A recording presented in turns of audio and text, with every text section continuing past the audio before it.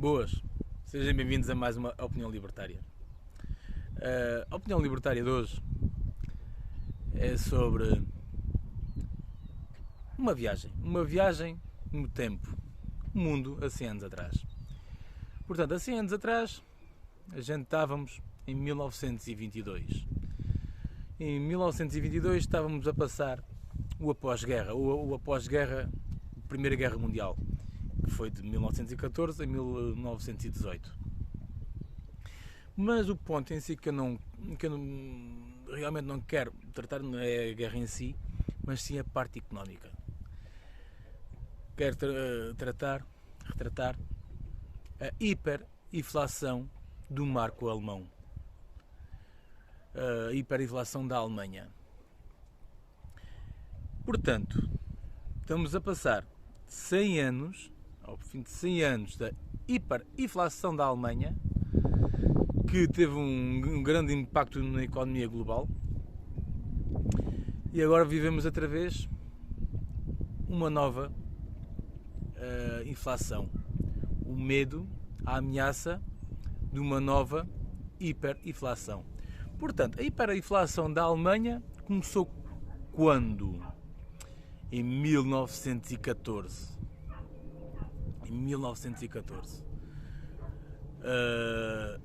O marco alemão conseguiu tirar a paridade do ouro, o lastro em ouro, em que ficou o seu lastro em ouro em vez de ser 1 para 1, ficou de 1 para 1 terço, ficou 1 terço, em 1914, e assim podendo emitir mais moeda. Portanto, o governo da Alemanha, em 1914, para financiar o esforço de guerra, que a gente passamos outra vez em guerra, para financiar o esforço de guerra, pediu empréstimo ao Banco Central Alemão, pediu um empréstimo para poder financiar o esforço de guerra. Pronto. Inicialmente, em 1914, a inflação foi moderada. Até que chegou a um ponto que o governo pediu para as pessoas comprarem os títulos de dívida pública, não estavam retirados já em nada, para o patriotismo, pelo esforço de guerra, para apoiar a nação. Era para apoiar a nação, até os títulos de dívida, as pessoas todas, o expansionismo económico, para não retrair a economia. Crédito era crédito sem... Toda a gente tinha crédito, 1914, 15, 16, era concedido para toda a gente, crédito à vontade. Portanto, impressão de dinheiro. Houve muita impressão de dinheiro, muito dinheiro, em que culminou também depois com a derrota da Alemanha, da Primeira Guerra Mundial, em que a Alemanha ficou com o Tratado de Versalhes, ter que indenizar a França, indenizar a recuperação. Portanto, isso ajuda, não foi isso essa dívida, o pós-guerra, não foi, porque já estávamos em inflação, a inflação já estava. Isso ajudou para a hiperinflação. Portanto, de 1919 a 1923 foi o período de hiperinflação alemã, em que o dinheiro era indiscriminado. O dinheiro fazia falta, imprimia-se e dava-se. Os bancos só serviam para imprimir notas. Havia notas de 1 bilhão de marcos, acho que era 1 bilhão de marcos. Chegou a esse ponto. Era imprimir o máximo possível. E diziam que isso assim era para manter a economia estável e a produção. Até que chegou a um ponto em que a inflação do marco alemão chegou a 1 trilhão por cento. 1 trilhão por cento de inflação. 1 trilhão por cento de inflação. Foi o que aconteceu. 1 trilhão por cento de inflação. Agora estamos na inflação de 8, 9 naquele tempo, mas só que no início da inflação alemã, pós-esforço de guerra, também começou por 8, 9 e perdeu-se de tal maneira ao controle que chegou a 1 trilhão. E estamos a falar de um período de 1914 a 1923. 9 anos. E 9 anos, uma hiperinflação de 1 trilhão. 1 trilhão de inflação. 1 trilhão por cento de inflação. Em 9 anos. Portanto, não é possível. Isto não quer dizer que não possa acontecer. Agora, o que me assusta, temos este exemplo na história que imprimir dinheiro não resolve, dar dinheiro não resolve. O que é que a gente vê? Sindicatos na rua, sindicatos, a CGTP a pedir aumentos dos ordenados. Estamos a perder poder de compra, a inflação está a 9%, o ordenado mínimo sobe 3%. Não pode, o ordenado mínimo tem que subir a 9%. O ordenado mínimo tem que subir a 9% para acompanhar.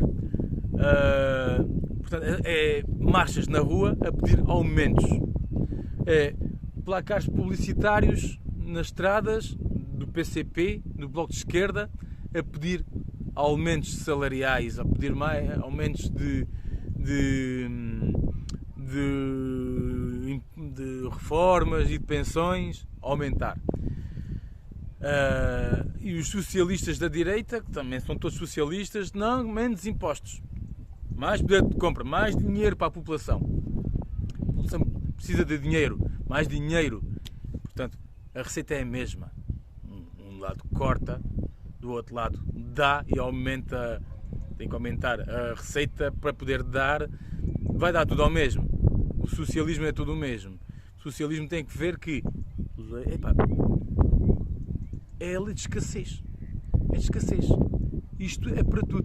E também não é. Está em Portugal, por exemplo, agora neste momento na França, os funcionários, as refinarias de França da Total estão em greve, os sindicatos a pedirem um aumento salarial de 10% para acompanhar a inflação. Um aumento, a gente não trabalhamos, não produzimos, enquanto não houver o aumento salarial de 10%, não mexe. Quer dizer, querem mais dinheiro, menos, está tudo parado, menos produção, estagnação e querem mais dinheiro. Se isso o problema é a falta de aumentos, não precisamos de ir a 100 anos atrás. Podemos ir, olha, a Venezuela,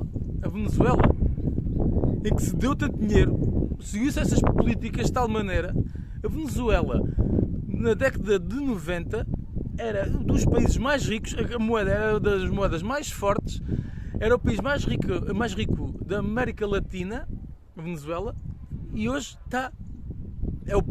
é o país mais pobre da América Latina, praticamente o país mais pobre do mundo. Já passa o Haiti.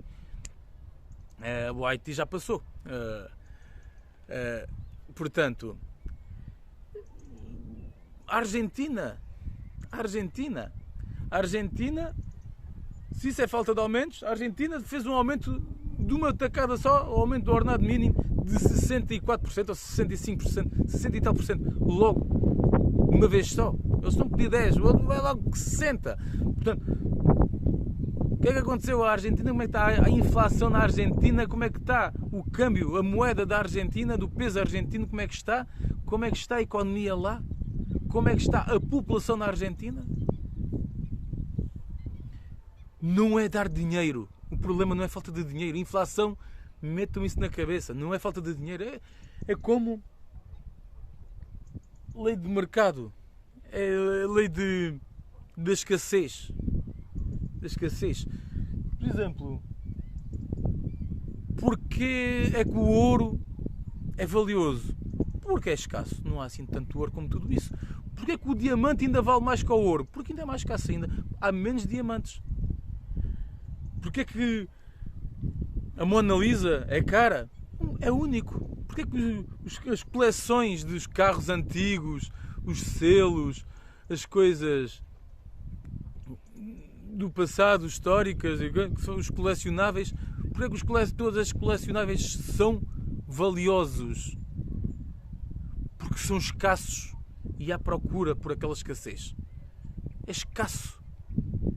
É escasso.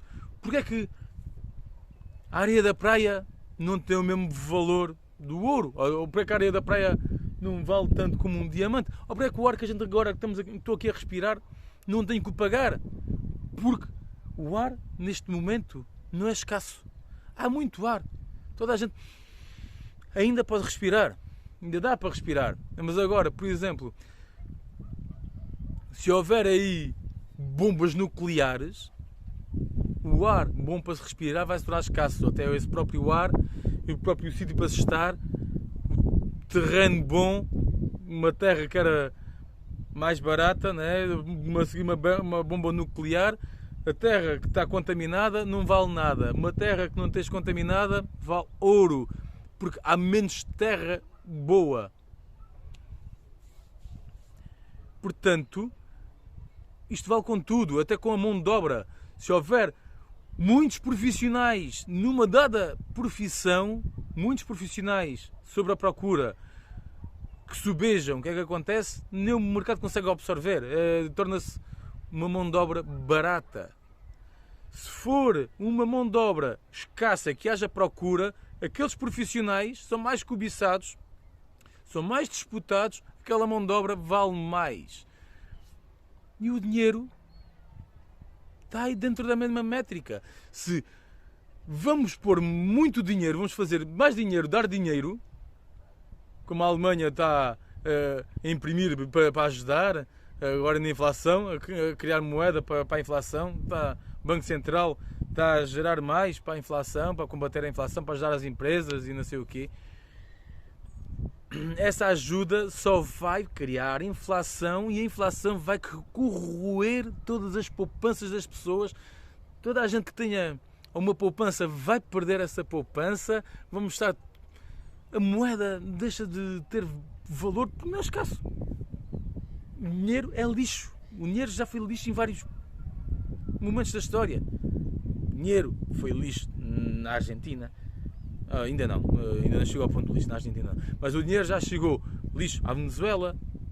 O marco da Alemanha há 100 anos atrás era lixo. O marco há 100 anos atrás era lixo.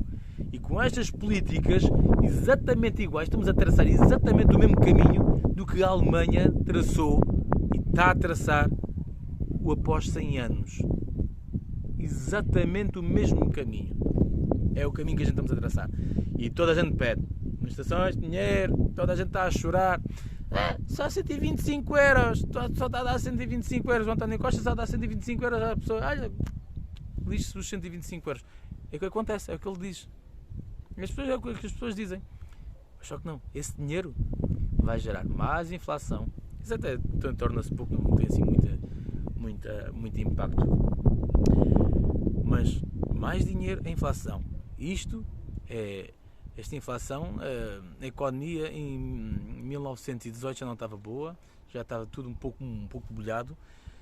Em 2019 estava a cair, mas depois veio o Covid, caiu e depois não podia cair, a pandemia, imprimiu-se dinheiro.